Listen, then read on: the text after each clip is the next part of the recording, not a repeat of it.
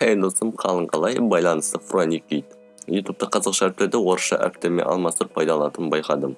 Және Нурик бауырымыз осындай комментарий тастап кеткен болатын. Бүгінгі видео не туралы болатынын түсіндің деп ойлаймын. Ендеше көп сөзбай кеттік.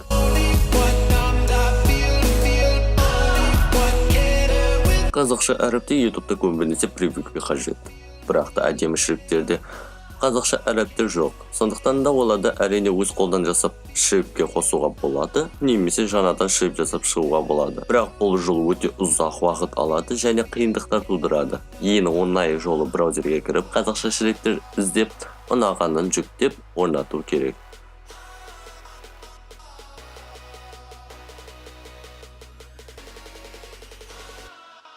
Нурик сұрағанда Cinema 4D программасына қарап орнатқан шрифтті пайдаланамыз. Бар жоғы осы.